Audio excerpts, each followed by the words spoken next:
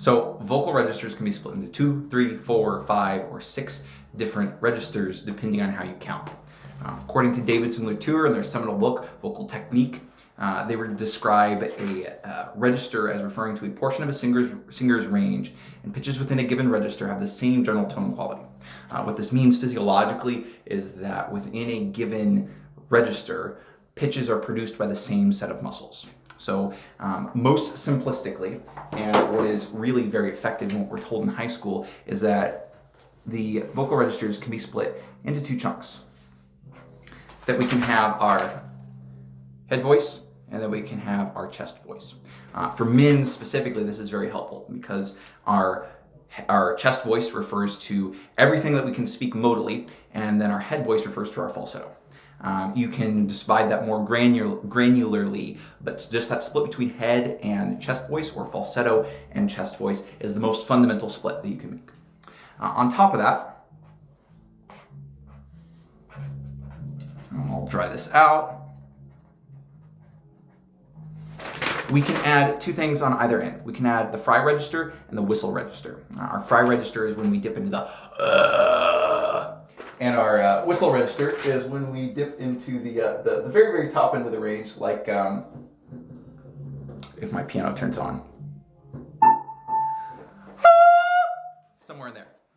And that's where our vocal folds are pushed so closely together in the whistle register that it whistles just like we would with our lips. Like our vocal folds are performing that. The vocal folds aren't vibrating, they're producing a whistle there.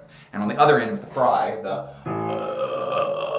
our vocal folds are so lax and flabby that the air just like bubbles up in between them, and by modulating the specific frequency at which those bubbles come out, you can modulate the pitch.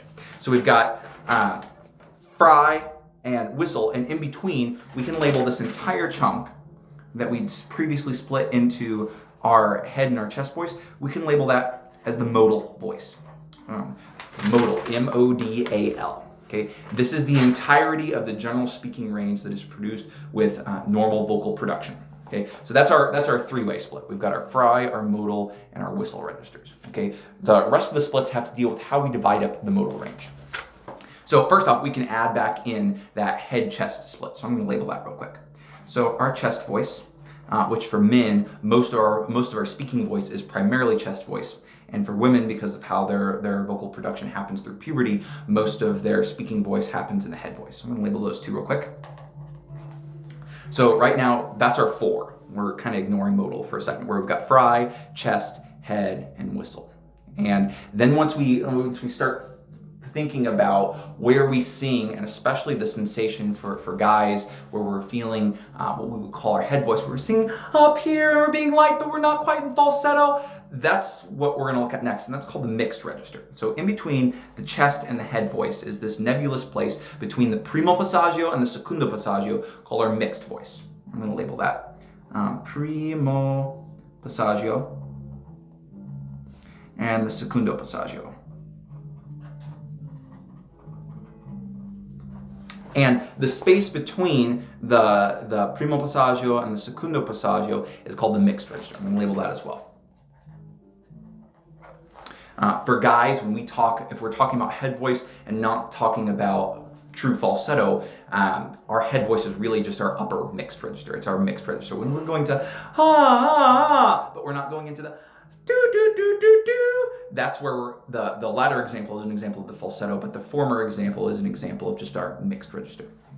For women, the space between about D4 and B flat 4 is where their mixed registers sit. For guys, that's generally between D3 and C4, somewhere in there. It depends on the guy. Mine sits a little bit lower.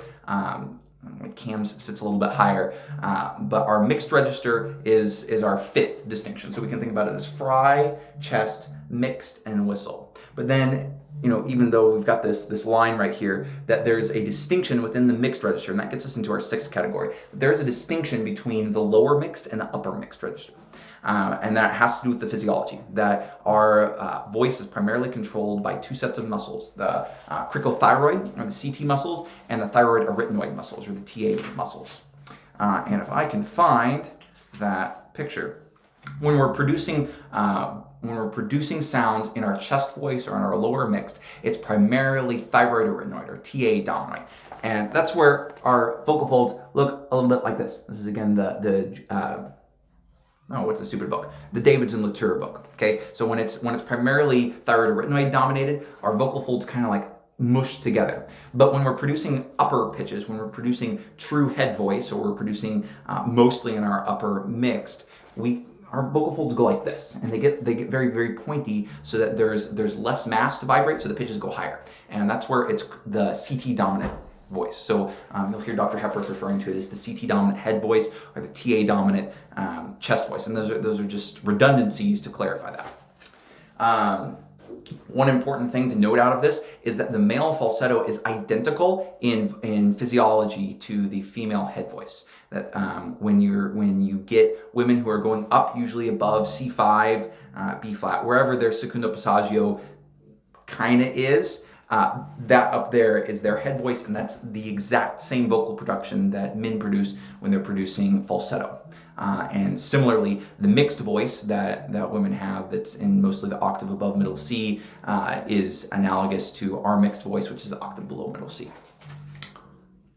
Okay, so we've got 2 chest and head. We can split it into 3 and call it fry, modal, and whistle. We could split it into 4, call it fry, chest, head, and whistle. We could split it into 5 and call it fry,